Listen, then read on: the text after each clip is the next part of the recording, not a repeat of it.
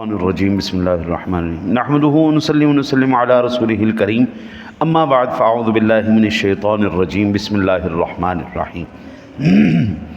رات کو بیٹے نے سوال کیا تھا استخارہ کرنے کا صحیح طریقہ کار کیا ہے۔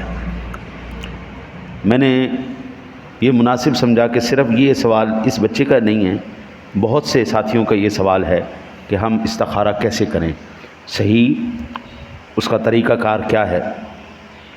استخارہ کی لفظی معنی ہے خیر طلب کرنا، اور اس کا شرعی مفہوم یہ ہے کہ ایسا معاملہ جس کے دونوں پہلو شرعاً جائز ہوں، یعنی شرعاً آپ اسے اختیار بھی کر سکتے ہیں اور ترک بھی کر سکتے ہیں، لیکن انجام کار فائدہ اسے اختیار کرنے میں ہے یا ترک کرنے میں، اس کے بارے میں آپ کو تردد ہے، آپ متذبذب ہیں، اپنی عقل کی روشنی میں آپ فیصلہ نہیں کر پاتے کروں یا نہ کروں، اور آپ کا دل اس طرف مائل بھی ہو رہا ہے، آپ اس کا خیال کو ذہن سے جھٹک کر نکال بھی نہیں سکتے۔ گویا کیفیت یہ ہے کہیں ایسا نہ ہو جائے ویسا نہ ہو جائے، پس عواقب اور نتائج کے اعتبار سے دونوں پہلوؤں میں صاحب معاملہ کے حق میں خیر کس میں ہے، اس بارے میں اللہ تعالیٰ سے رہنمائی کی التجا کرنا استخارہ کہلاتا ہے۔ یہ پھر استخارہ علامہ ابن حجر رحمۃ اللہ تعالی علیہ وہ لکھتے ہیں کہ واجب اور مستحب کام کرنے میں استخارہ نہیں کیا جائے گا۔ واجب اور مستحب، میں وتر پڑھوں یا نہیں پڑھوں، اس پر استخارہ نہیں ہو، واجب ہے پڑھنا پڑے گا۔ فرائض کے اندر کوئی نہیں کیا جائے گا، وہ کرنا ہی کرنا ہے، میں نماز پڑھوں یا نہ پڑھوں استخارہ کروں، یہ حرام ہے ایسا کرنا۔ پھر اچھا جی، استخارہ کیونکہ اسے کرنا ہی ہے اس لیے ان کے لیے نہیں کیا جائے گا، اور حرام اور مکروہ کے ترک کرنے کے بارے میں بھی استخارہ نہیں کیا جائے گا۔ حرام چھوڑنا ہے، ہاں جی، مکروہ نہیں کرنا۔ اچھا جی، کیونکہ شرعاً اس کا ترک کرنا لازم ہے، اور بس استخارہ صرف مباح کام میں کیا جائے گا۔ البتہ اگر مستحب کام میں دو متعارض ہوں کہ وہ کس کام سے ابتدا کرے تو اس میں استخارہ کیا جا سکتا ہے۔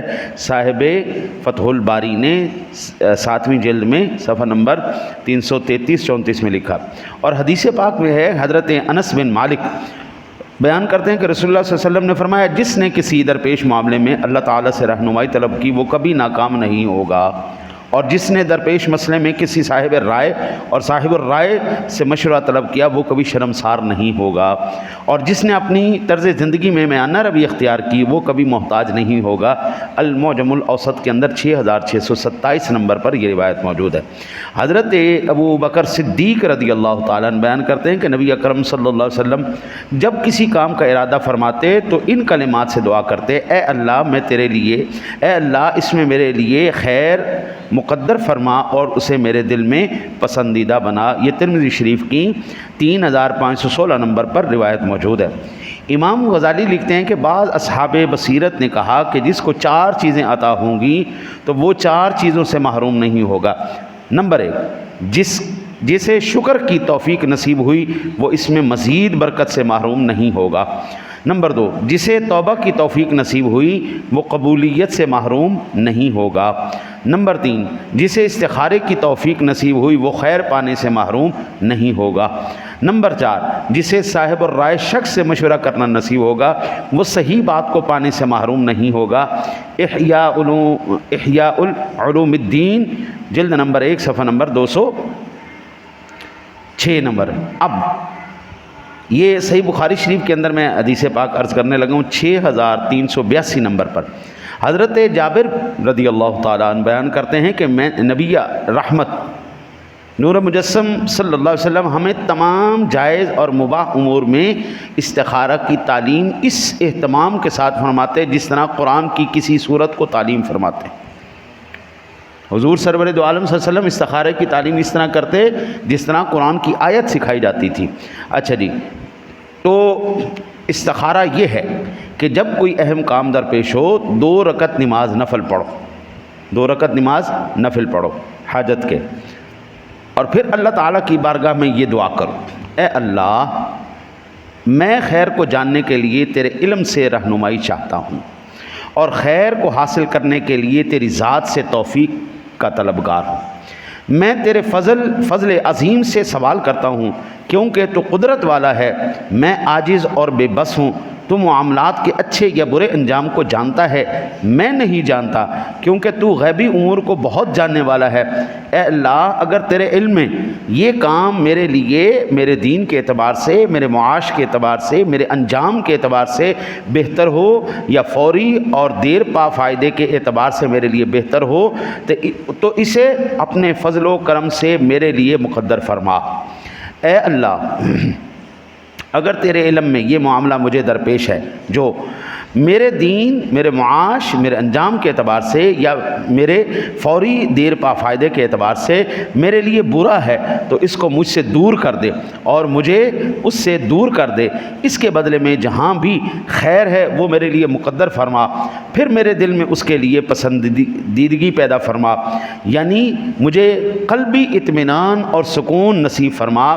مجھے قلبی اطمینان اور سکون نصیب ہو جائے کہ بس یہی میرے لیے خیر ہے، اور ھذا الامر یعنی معاملے کی بجائے چاہے تو اپنی حاجت کا نام لے کر دعا کرے۔ اچھا جی، یہ بخاری شریف میں 6382 نمبر پر حدیث پاک ہے۔ اگر وہ عبارت آپ صحیح پڑھ سکتے ہیں تو عبارت کو پڑھیے، تو اس میں لفظ آئیں گے ھذا الامر کے، تو ھذا الامر میں اپنی حاجت کو بیان کیجئے۔ اور اگر آپ وہ الفاظ نہیں پڑھ سکتے تو پھر یاد رکھیے، میرا رب سونا ساری زبانیں جانتا ہے، اللہ سونا ساری زبانیں جانتا ہے۔ اللہ کو کوئی ایسی زبان نہیں ہے جو وہ مالک نہیں جانتا، ساری مخلوقوں کو اس نے پیدا کیا ہے، ہر مخلوق کی زبان وہ جانتا ہے۔ آپ اردو ہیں، اردو سپیکنگ ہیں، آپ پنجابی ہیں، آپ سرائکی ہیں، آپ پشتو ہیں، آپ بلوچی ہیں، آپ سندھی ہیں، جس زبان میں آپ کا اطمینان قلب اور ایسے مضبوط یقین بن رہا ہے، جس میں آپ اللہ سے صحیح معنوں میں دعا کر سکتے ہیں، ان الفاظ کے ساتھ آپ بیان کیجئے، انشاءاللہ تعالی العزیز اللہ تعالی خیر کا معاملہ آپ کے ساتھ فرما دے گا۔ اس حدیث کو امام مسلم کے سوا محدثین کی ایک جماعت نے روایت کیا ہے، بخاری میں بھی ہے اور بے شمار محدثین نے اس کو نقل کیا۔ اور علامہ علاء الدین حسکفی رحمۃ اللہ تعالیٰ لکھتے ہیں، اور ان مستحب نمازوں میں 2 رکعت نماز استخارہ بھی ہے۔ اس کی شرح میں علامہ ابن عابدین شامی لکھتے ہیں، اور حلیہ میں ہے، اس دعائے استخارہ کی ابتدا اور آخر میں حمد و صلات پڑھنا مستحب ہے۔ دعا سے پہلے اللہ تعالیٰ کی حمد کرنا اور جناب رسالت معاب صلی اللہ علیہ وسلم کی ذات گرامی پر درود پاک پڑھنا، یہ مستحب ہے۔ اور اذکار میں ہے، پہلی رکعت میں سورۃ الکافرون اور دوسری رکعت میں سورۃ الاخلاص پڑھے، قل یا ایھا الکافرون اور قل ھو اللہ احد۔ اور بعض بزرگوں سے روایت ہے کہ پہلی رکعت میں سورۃ الکافرون کے بعد سورۃ القصص کی آیات مقدسات 68 اور 69 پڑھے دوسری رکعت میں، ٹھیک ہے نا جی، سورہ کافرون کے بعد یہ پڑھے، اور دوسری رکعت میں سورہ اخلاص کے بعد سورۃ الاحزاب کی آیت نمبر 36 کو من امرہم تک پڑھے۔ اور اگر درپیش مسئلے کے بارے میں کسی ایک جانب قلبی اطمینان حاصل نہ ہو تو 7 دن تک مسلسل اس طریقہ کار کے مطابق اللہ تعالیٰ سے استخارہ کی مسنون دعا مانگتا رہے، چاہے جیسا کہ ابن السنی نے لکھا، روایت کیا کہ اے انس، جب تم کسی کام کا ارادہ کرو تو اس کے بارے میں اپنے رب سے 7 بار رہنمائی کی التجا کرو، اور پھر سمجھو کہ تمہارے دل میں درپیش مسئلے کے کرنے یا نہ کرنے کی بابت جو بات قرار پا گئی ہے بس خیر اسی میں ہے، ٹھیک ہے نا جی۔ پہلی مرتبہ میں مسئلہ حل ہو جائے سبحان اللہ، نہ ہو تو 7 مرتبہ کرنے کا عمل، یہ کس نے بتایا؟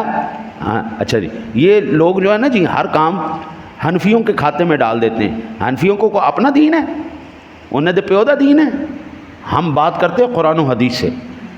اب یہ ساری روایات احادیث کے اندر موجود ہیں، اور میں باقاعدہ باحوالہ آپ کو عرض کر رہا ہوں۔ استخارے کا طریقہ ہمیں بخاری شریف سے ملا، حدیث پاک سے اس کا طریقہ کار بھی ملا، ٹھیک ہے جی۔ اور یہ تمام کی تمام جو رہنمائیاں ہمیں مل رہی ہیں یہ قرآن و حدیث سے مل رہی ہیں، ٹھیک ہے جی۔ پھر کہتے ہیں جی کہ بس خیر اسی میں ہے. اگر استخارے کے لیے نفل پڑھنا دشوار محسوس ہو تو صرف دعا پر اکتفا کر سکتے ہو. یہ اذکار کی عبادت کا خلاصہ ہے.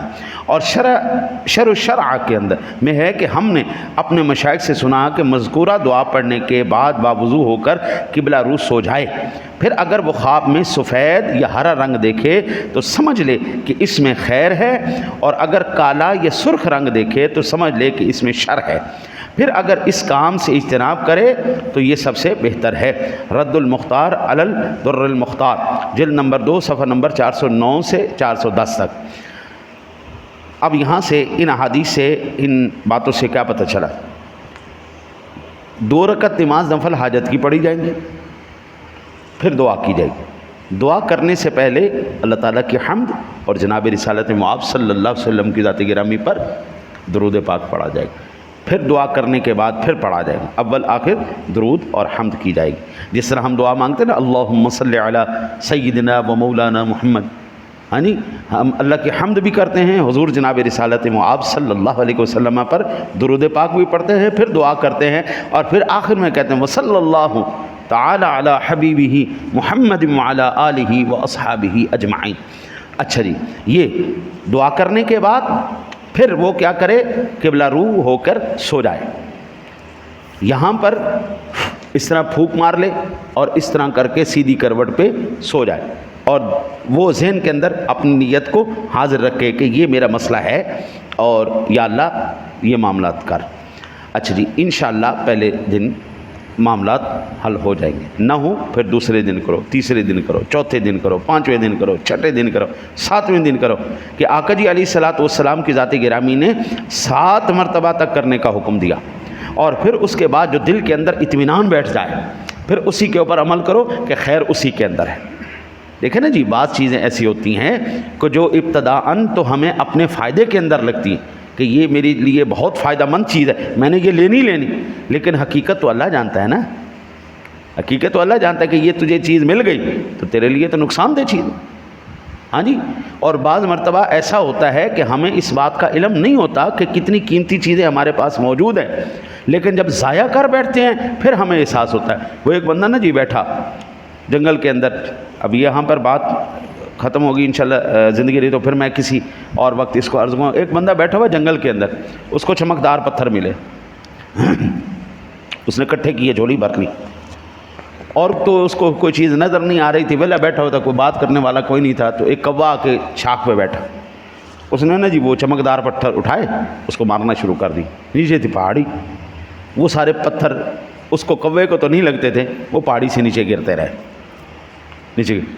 آخری اس کا نا ایک پتھر رہ گیا، اور وہ پھینکنے لگا نا تو ایک جوہری جو یہ ہیرے موتی جانتے ہیں وہ آ گیا. اس نے کہا اوئے ٹھہر جا، یہ کیا کرنے لگا ہے، یہ کیا کرنے لگا ہے؟